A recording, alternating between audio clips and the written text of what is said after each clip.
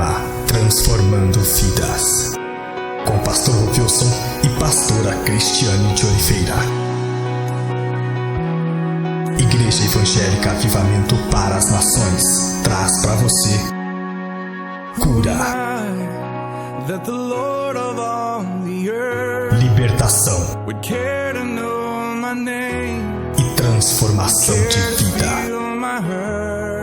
Glórias a Deus. Muito bom dia a você que está, nos acompanhando aí já há meses.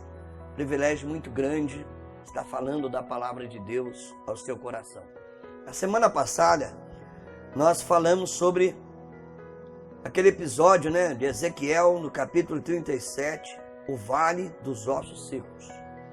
E nós focamos muito sobre, antes de Deus fazer alguma coisa através da nossa vida, primeiro Ele quer fazer na nossa vida. Você vai ver isso por toda a Bíblia, toda. Você vai pegar ali, por exemplo, desde de Noé, de Noé, a construção da arca, Abraão, depois ali um pouquinho na frente, Isaac, Jacó, seu filho José, Moisés, foi de Moisés o sucessor, Josué. Então, se você estudar a vida desses homens, depois que você, por exemplo, vai vendo a personalidade deles, como que Deus tratou com eles. Então, antes de Deus realizar qualquer coisa através da vida deles, Deus realizou algo grande na vida deles. Na realidade, é aquilo que nós não vemos nas igrejas hoje, As pessoas não querem ter experiência com Deus. Elas querem ir atrás de sinal. Elas querem ir atrás de bênção. E a Bíblia diz que eu não tenho que ir atrás de bênção, e nem atrás de sinal. Diz que a bênção que tenta me alcançar. E se ela tenta me alcançar, porque eu estou na frente dela. E por que eu estou na frente da bênção? Porque eu obedeço a palavra. Deuteronômio 28 fala claro sobre isso. Então hoje, a igreja, hoje a gente vê pastores hipnotizando gente. Eles falam que é o poder de Deus, mas aquilo ali é uma técnica de hipnose. Imagina que você ora por alguém, aquela pessoa esquece tudo, dali um pouquinho volta. Isso é uma técnica de hipnose. Você pode até estudar hipnose, que você vai ver que é a mesma técnica. Então, as pessoas, elas não estão tendo ali experiência com Deus, vida com Deus, porque para ter vida com Deus, precisa colocar o joelho no chão, precisa chorar, precisa ter um coração quebrantado, ter uma vida. Então, as pessoas que vivem disso daí, elas, a hora que, por exemplo, elas descobrem alguma coisa daquele líder, elas também se arrebentam, elas se destroem. Então nós não vemos, por exemplo, você pode pegar, você pode ler a Bíblia, você tem uma Bíblia. Antes de Deus realizar alguma coisa assim tremenda, através daquela pessoa, primeiro Ele fez na vida da pessoa. Isso é em tudo, tudo. Por quê? Deus quer que nós tenhamos uma experiência individual com Ele. Porque quando nós adquirimos essa experiência, ninguém, nenhuma ideologia, nada nos tira da presença do Senhor. Não tem como. Não tem.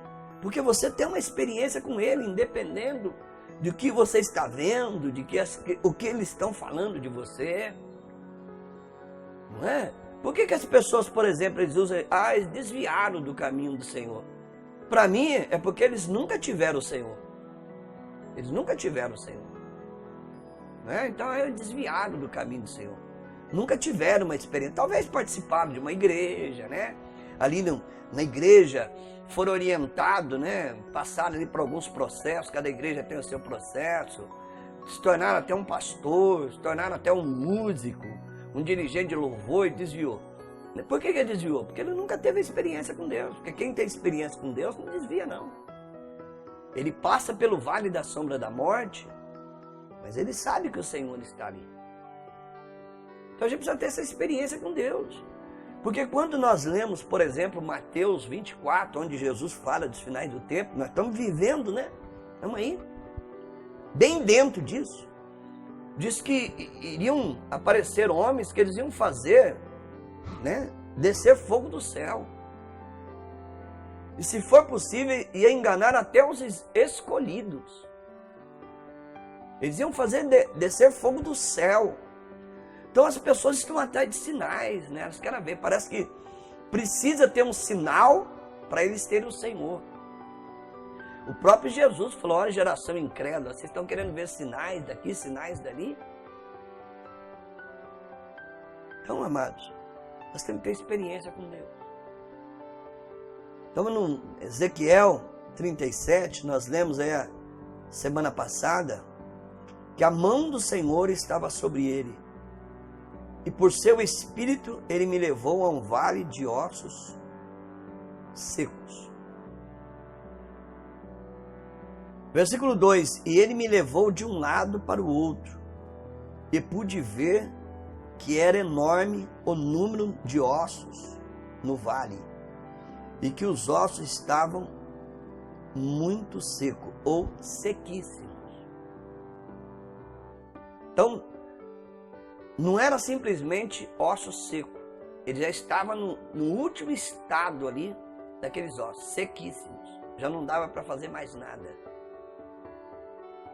Era um projeto que Deus tinha para a vida daquele homem, o profeta Ezequiel. Isso aqui está se referindo à nação de Israel. A nação que tinha deixado o caminho do Senhor. E pelo fato de ter deixado o caminho do Senhor, Deus os considerou como mortos. Na realidade, a pessoa que não tem Jesus, que não tem o Espírito Santo, é considerado na Bíblia como uma pessoa morta.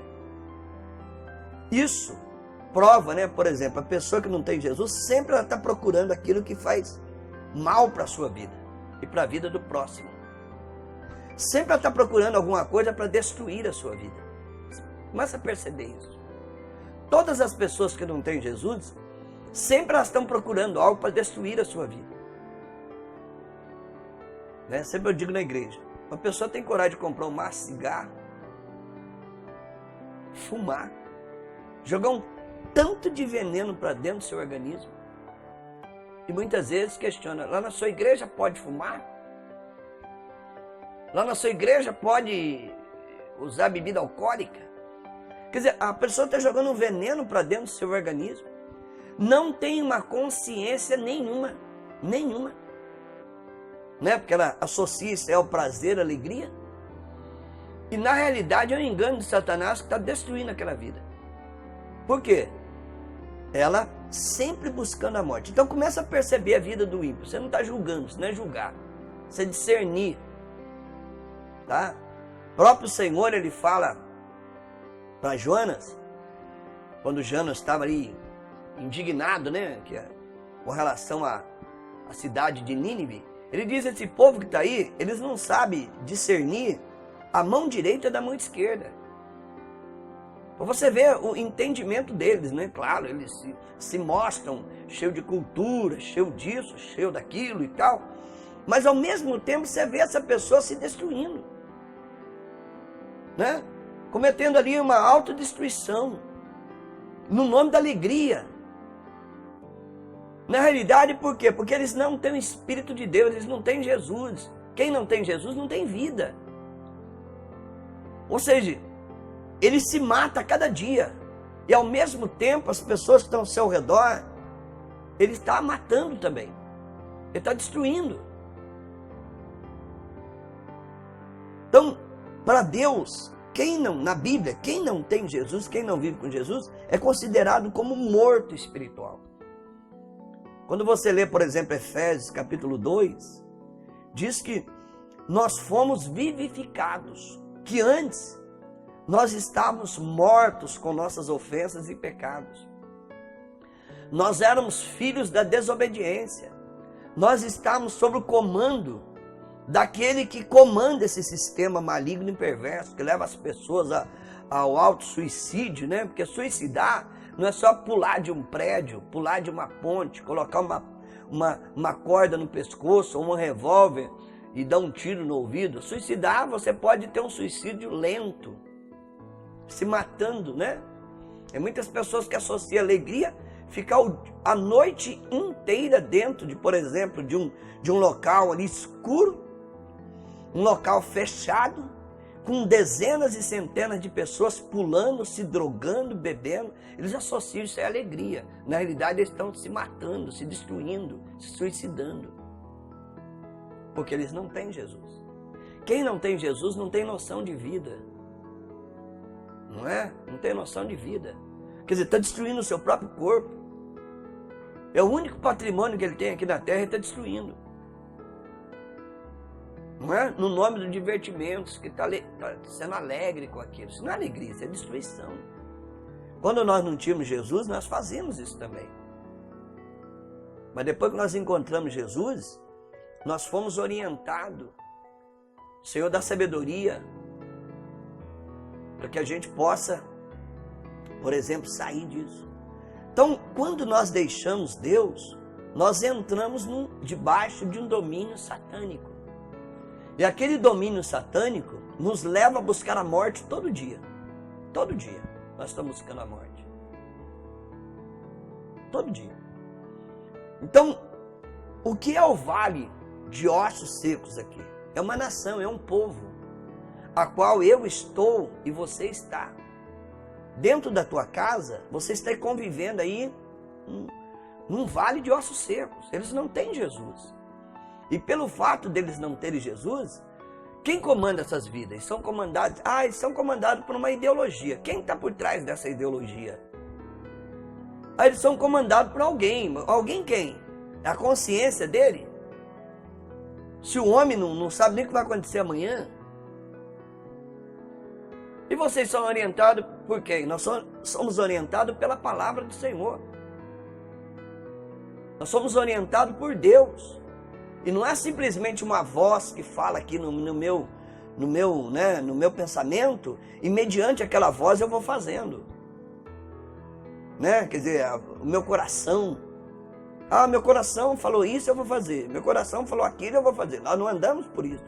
Porque a Bíblia diz que o nosso coração é a fonte de tudo que não presta. Tudo. Adultério, assassinato, ódio, tudo que não presta. Nós não andamos pela nossa consciência, né? Pelo nosso coração, pelo nosso sentimento. Nós andamos pela palavra do Senhor. Nós somos orientados por ela, que está acima de tudo e na frente de tudo. Então, quando nós estamos, por exemplo, diante de uma sociedade, dá uma olhada aí, né? A sociedade a qual nós vivemos. Sociedade morta. O que nós esperamos de morto? Nada, a não ser mau cheiro. Né? Então, tudo, e quando nós olhamos para tudo isso, então Deus levou o profeta àquele local, você está vendo aí? Ele falou, olha, esses ossos, eles estão sequíssimos. Então, por que Deus tratou com ele antes? Se você vai no local, né, claro que ele não foi ali, foi através de uma visão que Deus o levou. E não era no lugar, se ele fosse só pela sua emoção, ele teria voltado correndo. Não é? Ele teria falado, puxa vida, foi um pesadelo. Eu sonhei aí com um cemitério, eu tive um pesadelo. Mas Deus estava mostrando para ele a situação daquele povo. Como nós hoje vemos esse povo. Lá era a nação de Israel, aqui é a nossa nação. Eles estão aí mortos. Você não vê, por exemplo, esses homens que entram na corrupção, né?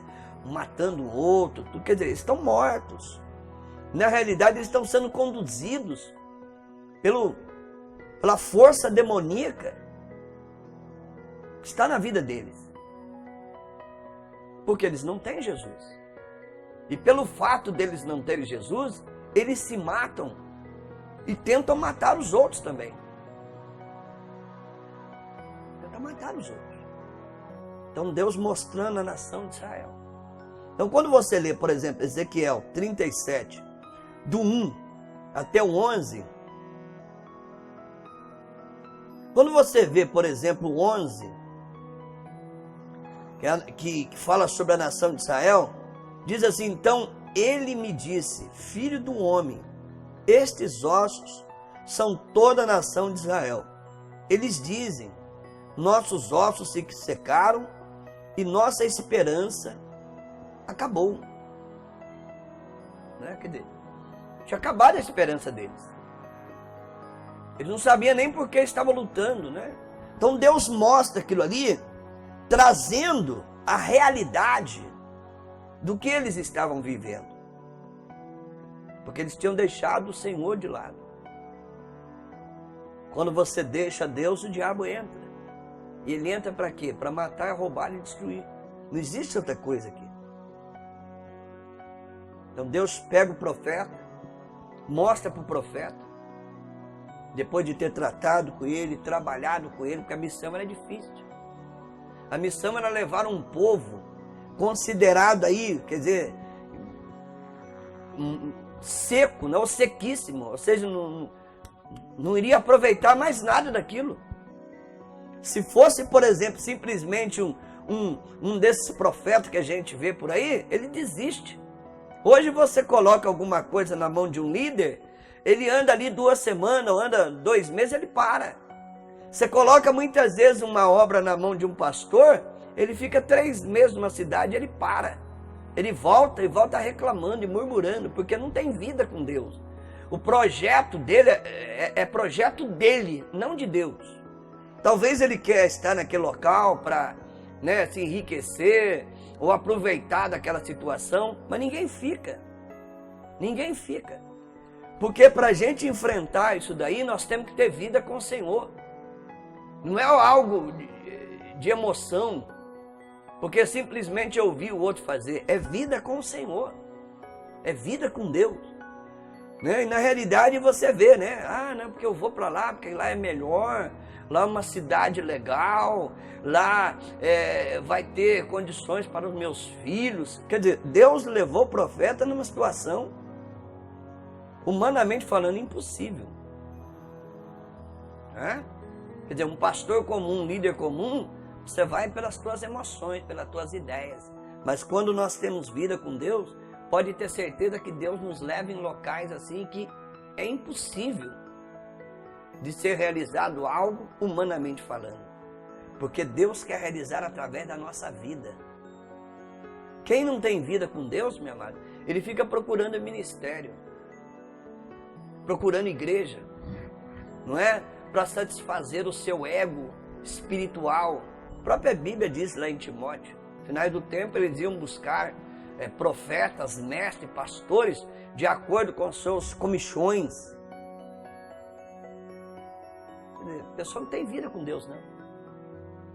Se Deus te levasse a um local desse, você iria? Você iria?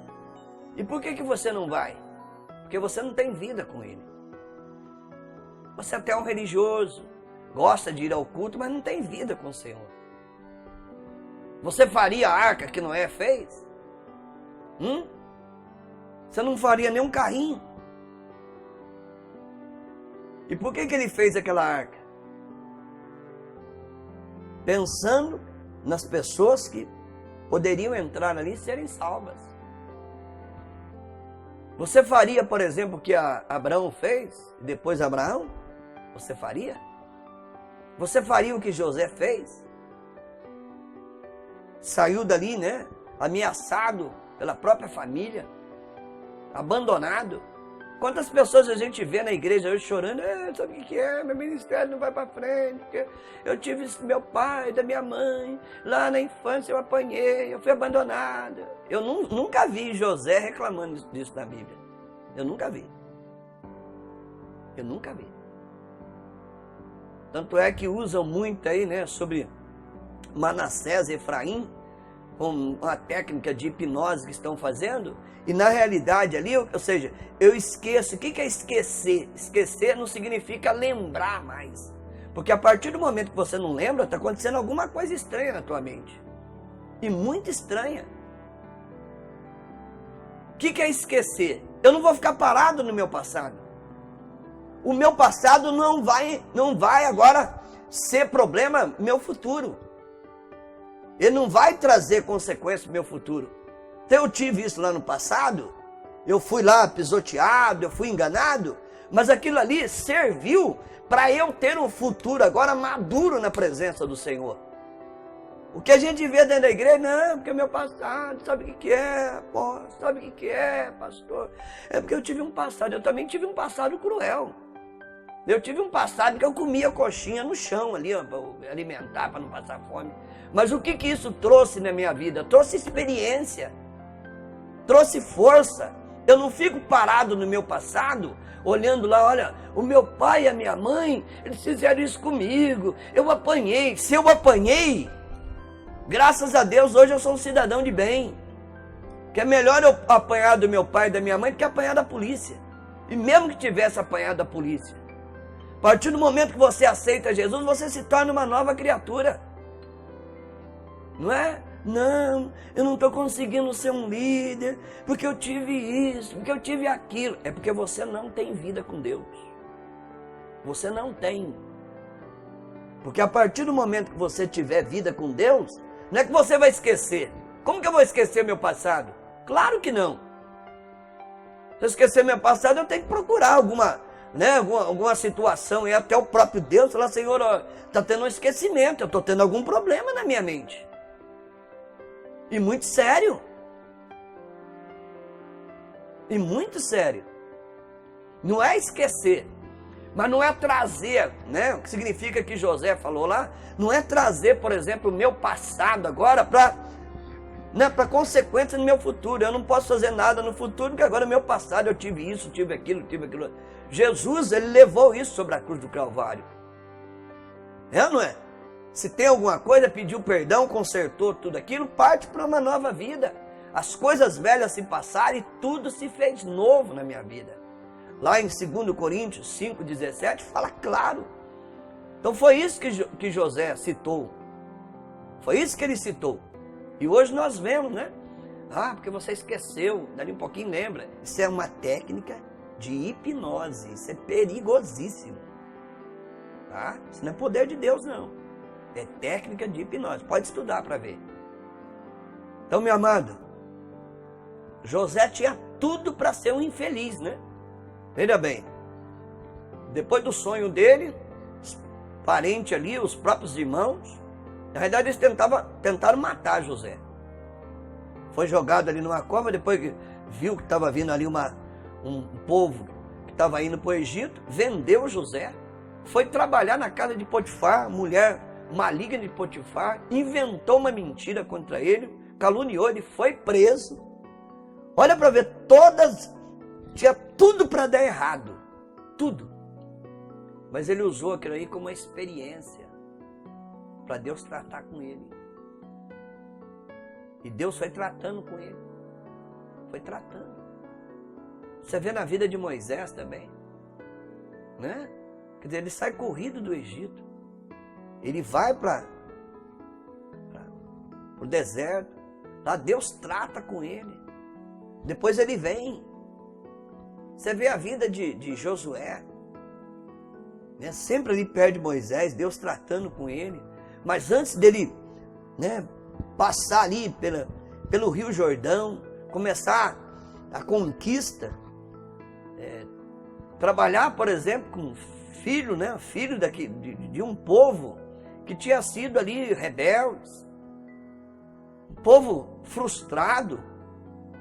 Deus chama ele, se você ler o capítulo 1 de Josué, Deus fala para ele, seja forte e corajoso, medite nessa palavra de dia e de noite, eis que estarei contigo. Então Deus trata com ele primeiro. Quem não é tratado por Deus, irmão, não tem projeto. Tem projeto de emoção, né? Aí fica inventando moda, fica inventando isso, fica inventando aquilo, fica inventando um tanto de coisa aí. Tem gente que acredita nessas bobagens e não leva a nada, irmão. Não leva.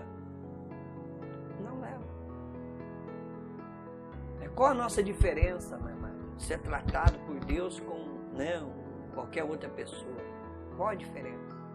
Você tem a plena convicção de que Deus está na tua vida. Não importa o que está acontecendo. Hoje, Parece que Deus está na vida só daquele que, né, eu adquiri, depois com o Senhor, adquiri 3 carros, adquiri 3 casas. Aí ele vê o ímpio, que pelo esforço dele adquiriu 5, ele fala, peraí. Né? Até ele entra em choque. Agora quem tem experiência com Deus, tem vida com Deus, o ímpio pode ter o que for lá, mas ele não tem aquilo que você tem. Você tem a força do Senhor. Você tem a plena convicção que Deus está na tua vida. Tá? É isso que nós precisamos. Levar essa geração a esse compromisso com o Senhor. É isso que nós precisamos. Levantar aí jovens, cheios do Espírito Santo, que sabe o que quer. Porque como que Deus vai entregar algo grande na nossa vida se não tratar conosco? Às vezes Ele leva meses para tratar conosco. Você precisa renunciar a muita coisa. Muita coisa. Tem que renunciar a esse namorinho teu aí que não vale pra nada, tá te perturbando, que não vai levar a nada. Aliás, vai levar um casamento frustrado. Né? Tem que renunciar a esse empregozinho aí de nada aí, que o povo tá te enganando, você tá achando que vai passar fome. É assim? Eu renunciei a isso aí no ano de 88, que estava num plano aí que nem a gente não sabia nem o que era. Eu deixei um emprego de 14 anos, renunciei tudo aquilo ali, renunciei todas as amizades, claro que eu tinha, mas tive que renunciar àquela tradição e tomar uma posição. Se eu não tomo aquilo, hoje eu não estaria aí, né, dirigindo aí dezenas e centenas de pessoas. A gente fica naquela vidinha, né? Engana que eu gosto, aquela coisinha. E Deus falando, aí você vai resistindo. E Deus fala, você resiste. E Deus fala, você resiste. Tem uma hora que ele para de falar. Ele vai falar com outro que dá lugar. Não é? Você ter vida com Deus, ter tempo com o Senhor, tempo, ser orientado, saber verdadeiramente o que o Senhor quer através da tua vida. Que Ele quer para a sua vida. Será que é ser só batizado com o Espírito Santo? Também, né? Também. Mas não é ser só batizado com o Espírito Santo, não. Ter algo a mais na nossa vida. Tá bom, minha amada? Isso eu deixo para você. Então antes a gente frisa muito aqui, né? Que aqueles ossos, eles ressuscitaram. Vamos ver se no próximo programa a gente continua falando mais sobre isso aqui. Mas Deus tem algo grande. É Jeremias 33:3. Clama a mim e responder-te-ei. E anunciar-te-ei coisas grandes e firmes que você não sabe. Grandes. Aí nós temos, o que é clamor? É sentir a presença de Deus. Falar, Senhor, eu quero ter uma experiência contigo assim, que vai além de tudo que eu já tive até hoje. Quero ter. Aí ninguém te tira da presença do Senhor. E outra, ninguém para um projeto que Deus colocou na tua mão. Tá bom? Não precisa perguntar se o projeto a pessoa acha legal ou não. Muitos não vão achar nada, mas a convicção tua que vai falar algo. Pai amado e precioso, esteja abrindo o seu entendimento, meu Pai, para que a tua palavra possa encontrar lugar, ó Deus. Tu tem grandes coisas para nós, Senhor. Mas muitas vezes nós ficamos aí na emoção do dia a dia, sendo levado pelo coração, sendo levado pela opinião das pessoas, ó Pai, né? Que muitas vezes não tiveram aquela experiência que nós tivemos. É isso que precisamos, Pai amado Deus. Deus te abençoe, meu amado. Até o próximo programa, em nome de Jesus.